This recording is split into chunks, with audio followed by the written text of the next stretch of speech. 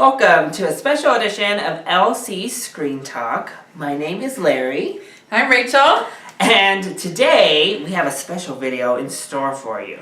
So Rachel and I are collaborating on several videos, and I'll have the link down to her channel below. So make sure you head on over to her channel and check out all of the videos we have in store for you there as well. But today we're going to be sharing our box office predictions for the rest of 2017. Yeah, it's going to be super exciting. So we have some fun stuff to look forward to, and some that hopefully won't be too bad. But we'll probably do well at the box office. Yeah, let's hope. A lot of good stuff that people probably won't watch.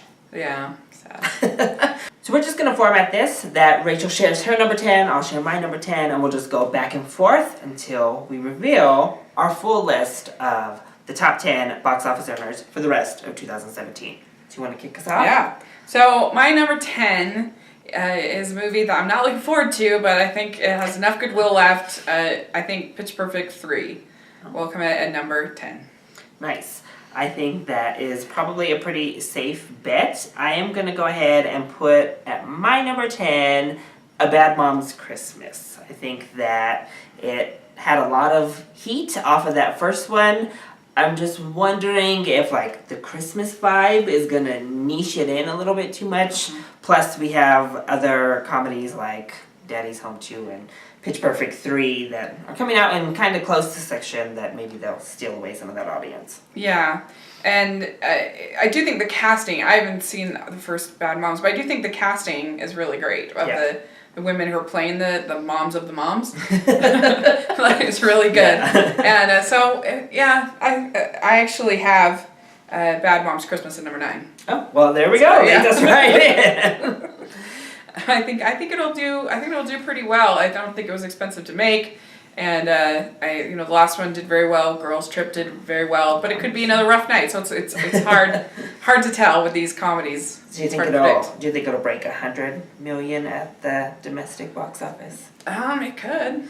Like the first one I think got to like 120-ish. I think was the first one. It was 11th place for the summer. Yeah. The last one. So. But. Again, it kind of had that like leg room. I don't think there was any other like female-centric film around that it could just gnaw away at that box office. Yeah, and Christmas is just so busy. There could be weather. It's always tough to predict. This time of year is a lot harder than summer. Oh yeah. So at number 9, I'm going to put Jumanji. I think that The Rock and Kevin Hart have enough goodwill in general that people will go out and see this film, but I think that those trailers have turned a lot of people away. And I don't know that people are gunning for a Jumanji remake, but I think it's always so hard to know if people will like be excited about nostalgia or if people will hate nostalgia. It could be like Beauty and the Beast, which is the number 1 movie of the year, that people love, or if it could be like Ghostbusters, everyone hated, and so without even seeing either film, they already had decided they loved both. So it's really hard to tell with these nostalgic reboots. And I'm not super in love with the trailer. I don't know. I didn't have that on my list, but it certainly could be. That's for sure. I think the video game aspect, too, also could turn it to negative nostalgia. Because once you start tweaking too much with that nostalgia, that's when people get real angry. So yeah. We'll see. Could be it, but the cast, is very... Yeah. I mean, except for Karen Gillan. I guess she was good in Doctor Who, but I haven't seen her be good in anything. And Baywatch kind of didn't perform so great. So The Rock, I mean, he can have a clunker, but we'll see. 2 in a year would be bad. Yeah. I mean, Kevin Hart, I still don't think Kevin Hart has really made a clunker. Even like his stand-up special that was released in as far as box office, Yeah, box office, I mean, Kevin Hart is pretty... Both the ride-alongs did well. Yeah, both of them. I mean, even Secret Life of Pets with his little cameo. I know, that Get Hard, that didn't do that well, right? Yeah, Get Hard, I think, did okay. I think it still wasn't a bomb, but I think probably that's his worst one. Mm-hmm. Yeah. So, my number 8 is Ferdinand. Oh. Because I'm hoping that it'll be decent, and it's opening on Christmas Day, I believe. Yeah. So that's promising. People like to go to a family film on Christmas, and Sing did really, really well. Mm-hmm. And it's blue sky, so it's not Illumination and their evil genius in marketing. And I have not loved the trailers, but it looks perfectly innocuous, and I think people will want to take their kids. So that's why I put it. Personally, I'm really excited for Ferdinand. I didn't love, actually, the last material they released. The last trailer was really bad with John Cena in it and Yeah, it was just too much. But I think Ferdinand the Bull looks like such a cute and endearing character that I'm hoping he's able to save the movie. Plus, I'm hoping it's along the lines of the Peanuts movie or something, but that heart from Blue Sky. We'll see. I mean, I haven't really hated except for the Ice Age sequels, but all the original films from Blue Sky I've liked on some level. I don't have that one on my list. I'm not quite as convinced that it'll get that audience in, but we'll see. At number 8, I'm going to put Pitch Perfect 3. I think, even though I think the second one did perform worse than the first one did, again, I think there's But it overperformed what they were thinking. Yeah, I think there's still a strong fan base for that Pitch Perfect franchise. Again, those trailers, so that's a running theme with what we've been talking about for these lower box office predictors, that it's just, I don't know, they have not been good. And I think they're scaring away a lot of people, so I guess we'll see. As someone who loved the original, that's the thing that bums me out. But yeah. So my number 7 is a bit of a wild card, but I have The Foreigner. Oh. If The Foreigner is great, because it has signs of being great in my opinion. You've got Jackie Chan, who's great in action. It's got Martin Campbell directing, who has made two of the Bond movies that are very popular, and Pierce Brosnan is in it. It has all these ingredients, and you look at these Liam Neeson movies that are similar in feeling, and they've made a ton of money. I don't know. I guess that's my sort of wild card pick. That if it's not good, then it obviously won't do good. But I don't know. So I go with Foreigner. I'm hopeful. I've really talked about it recently with you and with other people. I'm loving this Jackie Chan renaissance that's taking place. So I hope The Foreigner's good. We'll see. Yeah. So at my number 7, I'm going to put Murder on the Orient Express. So I think obviously production value and story-wise, this could perform really big. I think it could get big. I just think it's in such a competitive part of the year. I think they've been relying a little bit too heavy on Johnny Depp and their advertising, and we have seen that he has pretty much been box office poison over the last few years. They should be pumping Daisy Ridley. That's who they really should be. I mean, they should be, any of the other people, honestly. Yeah. Can Kenneth Branagh really open a film? I mean, as a director, he does pretty well. Cinderella. But, no, I'm talking as a... as a leading actor. man. Yeah, as an actor. I'm like, Kenneth Branagh, okay. But I guess it depends on because it's obviously a very beloved novel that people love, and it's such a fun. And I just feel like we haven't gotten a detective, an old school detective movie in so long. So I don't know. Maybe those Imagine Dragons fans will come out to see it. I actually have it at my number 6. All right, lead right in. Cool. Yeah. So I don't know. It just it just looks really fun, and people love the novel. And they pretty much I felt like these 6 through 10 were very much wild cards. It was really hard to sort of, I don't know. It's just unlike the summer where it's just sort of a little bit more clear cut. Yeah. But I don't know. I'm really excited for it. I feel like a lot of people are kind of excited for it, and the people who love the book, and so hopefully Agatha Christie. It's more. I don't know if it's as much that Kenneth Branagh needs to open the movie, but it's just the character, sort of like Sherlock Holmes, Poirot is less than Sherlock Holmes, but the character itself, I think, can open a movie.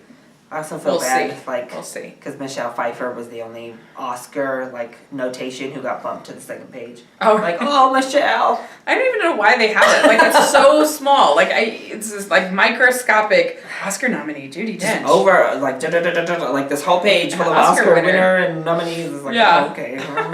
So at my number 6, I'm gonna go with Blade Runner 2049.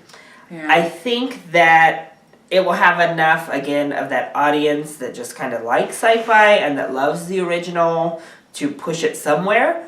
I just worry that those trailers have not appealed to a mass audience. Is it rated R? Do you know? I'm pretty positive it is. And Jared Leto, I don't know that he can really open a film. Ryan Gosling has a pretty narrow opening range, actually, when you look at his films. So we'll see. I'm hoping it does well. The reviews have been really solid Yeah. so far, but I don't know. I don't know that it's going to perform all that great. At least here. I think maybe internationally it'll do a little bit better, but in the U.S. and Canada. I just look at how bad. I didn't put it on my list because, I mean, granted, Ghost in the Shell got really bad reviews, but I feel like it's sort of a similar thing. Like the look of the marketing. You would campaign. expect I would have expected Ghost in the Shell to at least have brought out Ghost in the Shell fans opening weekend to see it. And it just didn't. No. So at least curiosity, yeah, it could be for sure.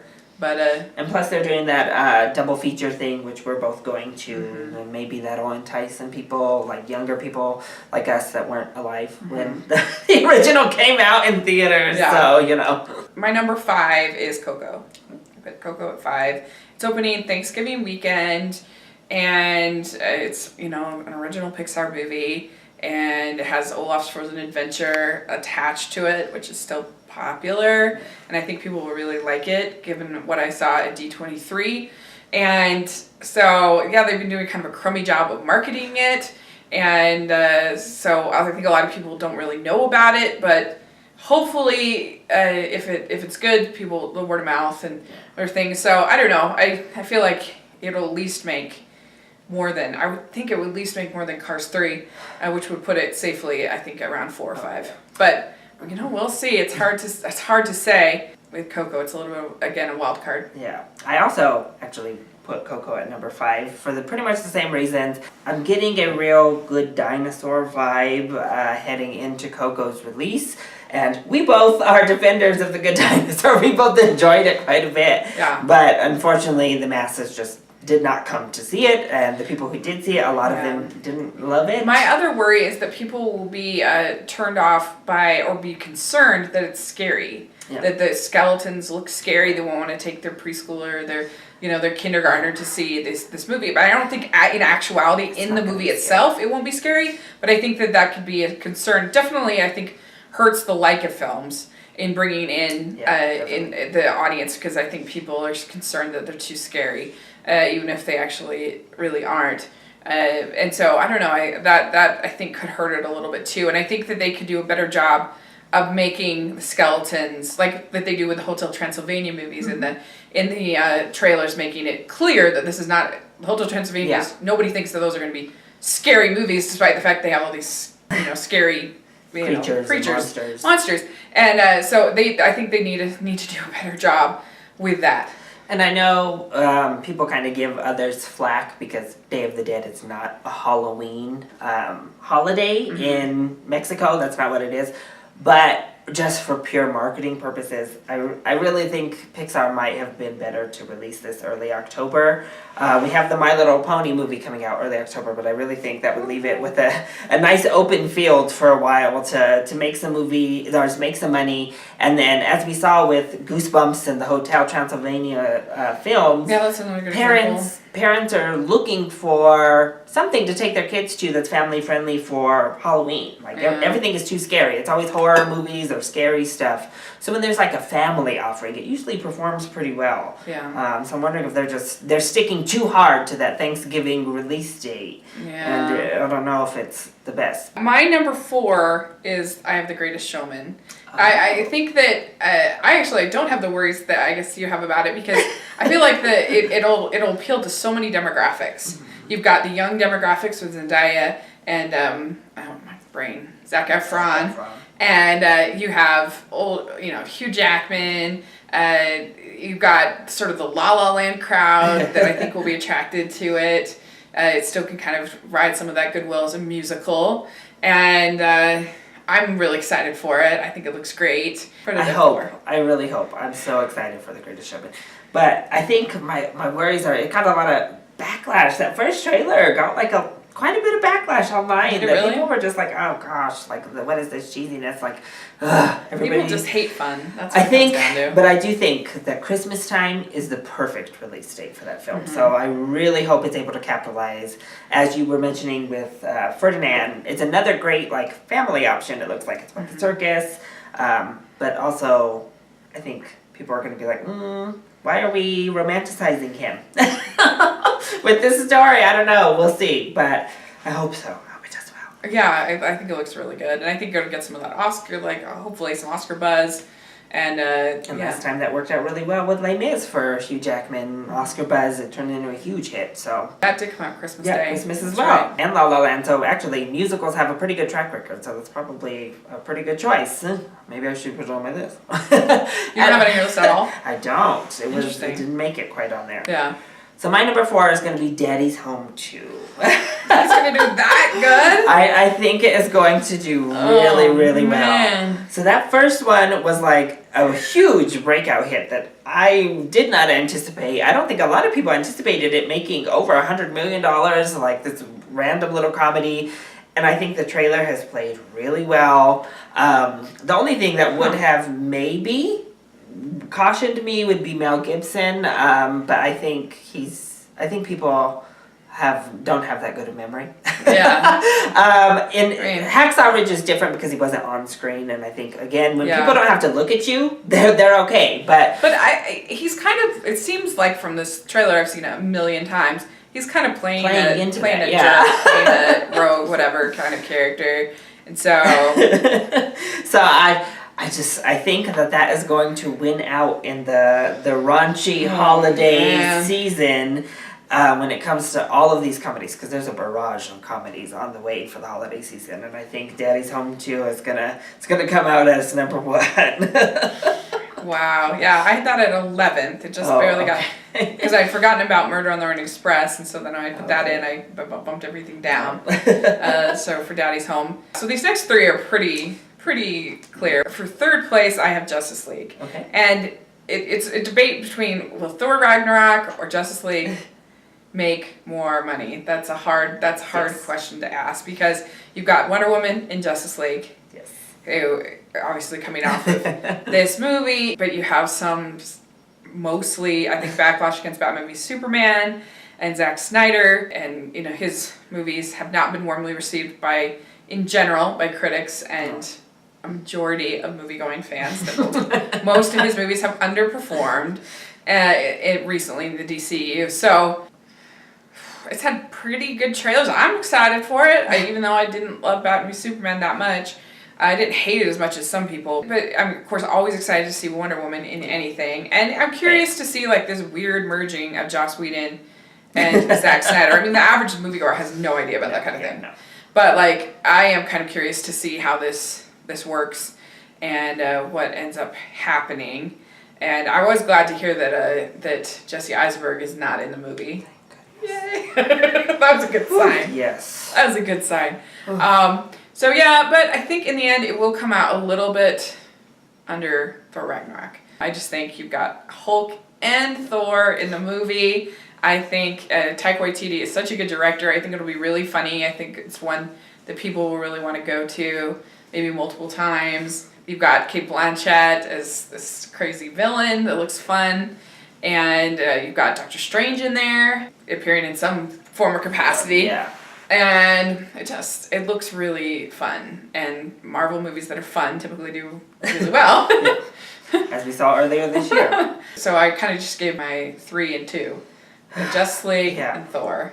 So it's tough. Spoiler alert, we do have the same top 3. We also have the same second and third place. I was going to put Thor at number 3, just based on the Thor films' trajectory. But it's so hard to do that because Marvel team-up films obviously do significantly better than most all of the just standalone when the heroes are by themselves, save Iron Man 3. So it's tough because they've really advertised this as that kind of team-up film. They've really advertised it hard, and I think the trailers have been amazing for Thor Ragnarok. They have been so good. The posters have been so cool. Yeah. Cate Blanchett, amazing.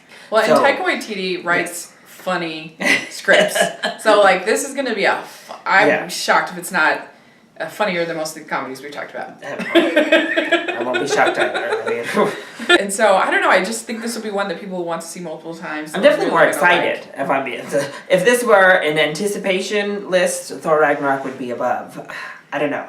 I'm going to go with Justice League at number 2. I'm in the minority that I thought the trailers were okay, but I'm not in love with these trailers. I still think they have a lot of problems that the Zack Snyder films have had in look and in CGI and all that. Even Wonder Woman wasn't Zack Snyder, got a lot of flack for the CGI. And I think that's a big problem with DC right now, period. Mm-hmm. But, I mean, even films that most everyone hated, like Suicide Squad, made $333 million, you know? So, even the ones that they hate, Batman v Superman, people still push them to 3 to 350 range, which is higher than a lot of the Marvel kind of solo films in general. Again, say for Iron Man. And I mean, Justice League is something that people wanted Yeah. for their whole life, in some case. So. And it's coming off what most of us consider the strongest of the DCEU films. Again, most of the movie-going audience aren't going to think, oh, different director, so we can't really rely on that last one to indicate what the new one's going to be. But they did switch up their strategy, put Wonder Woman more front and center for those of us who loved it. And the reshoots and stuff. Yeah, all the reshoots. So they've added enough comedy in there too that I thought the comedy landed. The comedy actually has kind of been my favorite part of those trailers, to be honest, with Wonder Woman as herself. I think the Flash will be funny. Yeah, the Flash. Miller is good. So I think they'll be close. I think maybe Thor even has the advantage though. It comes out first, so it'll get to strike first, but then it won't have much room before Justice League comes in and kind of swoops in on that audience. So I think, they're going to end up pretty close. Pretty close, yeah. But it sounds like we have the same number one. I think anybody will predict The Last Jedi. Yes, it's going to be number one. It's going to be epic. If a movie like Rogue One can come out and perform as strongly as it did, then I think it's just a no-brainer that an actual anthology entry, The Last Jedi. I mean, just look at even like the Porgs are just going nuts, and like everybody's pretty much excited. There's a small vocal minority on the internet that gives the movie flack, but Rian Johnson's coming, and this one, it's gone very smoothly with him. We haven't heard any drama. Oh, thank goodness. And and he's a good director, and so I think there's no reason to think it won't be a good movie and people won't love it, so I think it's gonna be huge. I know that The Force Awakens got this like backlash after it got huge and popular, but when you think about it, even if The Last Jedi performs at about half of what The Force Awakens performed at, it still gets to over $450 million just here in the US and Canada. You know, so I mean, even at half of what The Force Awakens did, which it will not it will not go to half of The Force Awakens, but it's almost guaranteed. I don't think any of the other films we mentioned, including Justice League or Thor, can get to $450 million here in the US and Canada. So I think it's a safe bet to hit $400 million, and I don't think any other film the rest of the year is going to do that. So I think it's going to be far and away the biggest movie the rest of the year. I think it's going to be the biggest movie of the year, period. I don't think Beauty and the Beast will be able to uphold against it. I think it's going to pass Beauty and the Beast. I think it'll get past that 500 mark too. I think it'll get past certainly overseas. It'll get past Beauty and the Beast. It'll crush it, I think it will too. I mean, like you said, that's a very small, like we forget sometimes because we're like isolated online. But like, I mean, I went to Comic-Con and there were tons of Rays. There were tons of Kylo Ren's, BB-8s, like Stormtroopers. So it's a very annoying vocal minority. That's a good question. Did you anticipate Beauty and the Beast to be number one at this point in the year, both domestic and international, both? I mean, wow. No, I mean, they did market the heck out of that movie. They had something like 20 minutes of clips that were released previous to the movie, and like they just drained the nostalgia. I did not anticipate Beauty and the Beast being number one in either here or worldwide, so it's a pretty big shock so far.